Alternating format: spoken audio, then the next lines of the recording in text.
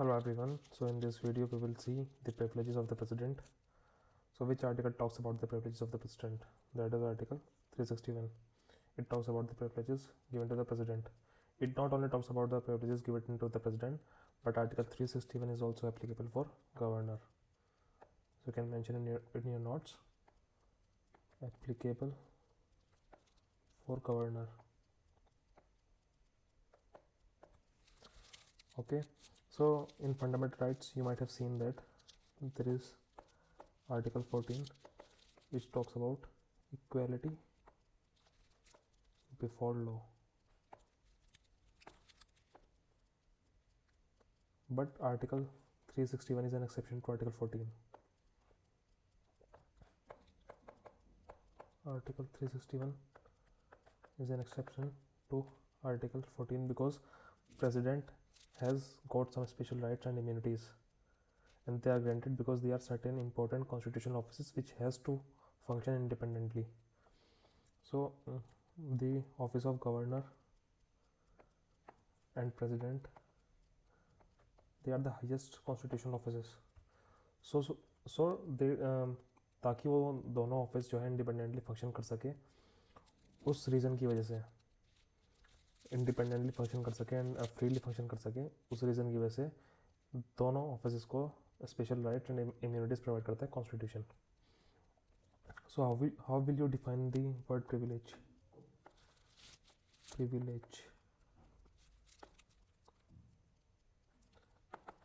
Privilege, you can write down in your notes. Privilege are special rights. They are special rights and immunities, and they are granted because there are certain important constitutional offices which has to function independently and freely. Okay, तो privilege क्या होता है? They are certain special rights and immunities. तो हम देख लेते हैं what are the privileges given to the president. Privileges of president. What does clause 1 say under article 361? It says president cannot be arrested or imprisoned. Arrested or imprisoned. Clause 1 कहता है कि president को हम अरेस्ट भी नहीं कर सकते और इम्प्रिजन भी नहीं कर सकते, no matter what is the offence. कुछ भी ऑफेंस करे, वेदर क्रिमिनल और civil, we can not arrest और imprison the president. Okay, now talking about clause 2, write down these things in your notes. No criminal proceedings. No criminal proceedings. No criminal proceedings can be initiated against president. So we cannot even initiate the criminal proceedings against president. And what is the reason? Because criminal proceedings involve some kind of jail imprisonment. अगर किसी के खिलाफ criminal proceeding हुई तो जाहिर सी बात है उसको आखिरी में कुछ ना कुछ दंड के रूप में कोई जेल टर्म मिलेगी, चाहे कम टाइम की मिले चाहे ज़्यादा टाइम की मिले. तो लेकिन क्लॉज 1 कहता है president can not be arrested and imprisoned. So clause 2 का आंसर क्लॉज 1 ही दे देता है, क्योंकि हम प्रेसिडेंट को ना अरेस्ट कर सकते ना इम्प्रिजन कर सकते. So there can not be criminal proceedings against him, क्योंकि अगर क्रिमिनल प्रोसीडिंग चलेगी तो जेल टर्म होगी और जेल में हम प्रेसिडेंट को डाल नहीं सकते. सो सिंपल क्लॉज 2 बहुत ब्यूटीफुली क्लॉज 1 के बाद इंट्रोड्यूस किया गया है. सो आई होप आपको समझ में आ रहा होगा. Point number 3, that is clause 3. Civil proceedings can be initiated. Civil proceedings can be initiated. Proceedings can be initiated. Criminal proceedings तो हम इनिशिएट भी नहीं कर सकते, लेकिन civil proceedings can be initiated by giving 2 month notice. By giving 2 month notice. So clause 2 में हमने देखा कि क्रिमिनल प्रोसीडिंग तो हम स्टार्ट भी नहीं कर सकते प्रेसिडेंट के खिलाफ, but civil proceedings can be initiated by giving a 2 month notice. आपको पहले 2 मंथ नोटिस जो है 2 महीने पहले आपको प्रेसिडेंट को भेजना होगा. Then civil proceedings can be initiated against the president. So यहाँ पे continuing further, first write point number 4, president has personal immunity. This president and governor, they has personal immunity.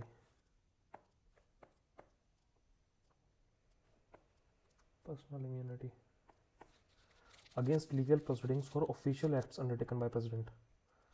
So president has got personal immunity against the legal proceedings for official acts undertaken by him. What does this personal immunity mean? Personal immunity means president cannot be held responsible and summoned before court of law for any policy, law or act or any function undertaken by him during his term. Personal immunity का मतलब है कि जब president अपने office में थे उस दौरान ही is the executive head. So जितने भी एग्जीक्यूटिव फंक्शंस जो है अंडरटेकन किए गए उनके द्वारा, उनके टर्म के द्वारा, उनके अंदर जितने भी एक्शंस हुए हैं उसके लिए जो है president can not be held responsible, he can not B summoned before the court of law. ठीक. तो अगर कोई लॉ पास हुआ, प्रेसिडेंट ने उसको एसेंट दे दी अपनी, तो उसके बाद अगर कोई केस होता भी है, मतलब कुछ कानून में कोई खामी आती है, कुछ ऐसा कोई केस होता भी है, तो वो प्रेसिडेंट के विरुद्ध नहीं हो सकता है. सो अगर कोई भी ऑफिशियल एक्ट हुआ है उनके द्वारा उनके टर्म में, so no legal action can be taken against him. Okay. So अभी हमने ऊपर देखा civil proceedings can be initiated, criminal proceedings can not be initiated. So difference क्या है दोनों में, criminal plus civil, criminal and civil proceedings में? आपने क्रिमिनल देखा यहाँ पे, ये सिविल प्रोसीडिंग्स है, तो डिफरेंस क्या है दोनों में? जो अगर आपको पता है, you can comment down in the comment box. Criminal proceedings में क्या होता है ना, when an individual commits a crime that affects the society as a whole. So यहाँ पे क्या है ना, अगर किसी ए ने किसी बी का मर्डर किया है, तो ये खाली सिर्फ एक मर्डर नहीं है, कंप्लीट सोसाइटी को अफेक्ट करती है ये चीज़. वहीं जो है सिविल प्रोसीडिंग्स में क्या होता है कि ए एंड बी के बीच में झगड़ा है, तो ये सिर्फ इन दोनों के बीच की बात है.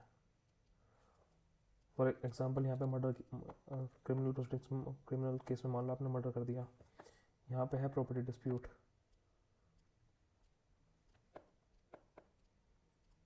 तो ये क्या है ना, इन दोनों के बीच की बात है, they will sort it out. और मोस्टली इन केस में क्या होता है, कंपनसेशन मिल जाती है एंड में. दे बेसिकली इट इन्वॉल्व्स और एंड विद द कंपनसेशन. लेकिन criminal proceedings include jail.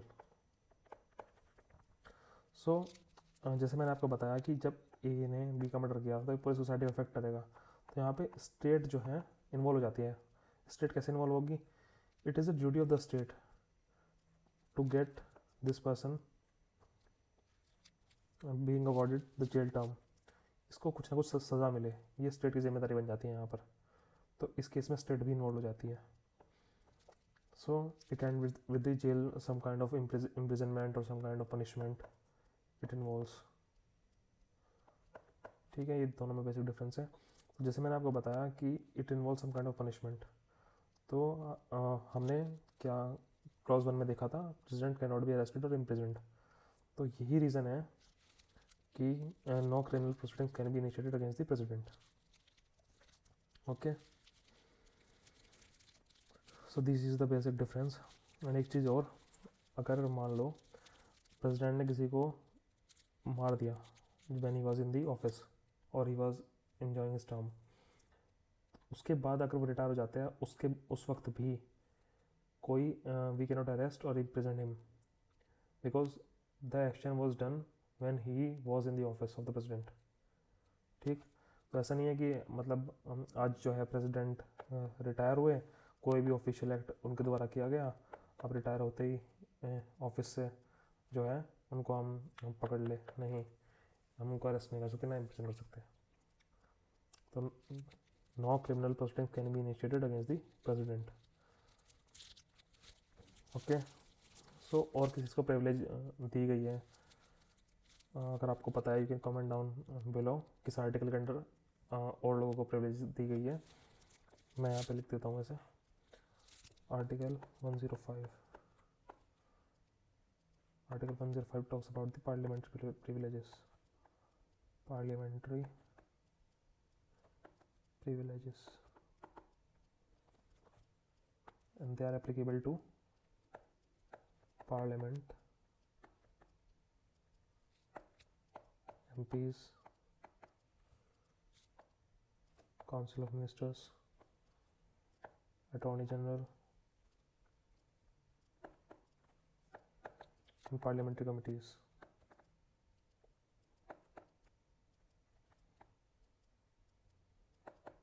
They also enjoy the parliamentary privileges under Article 105.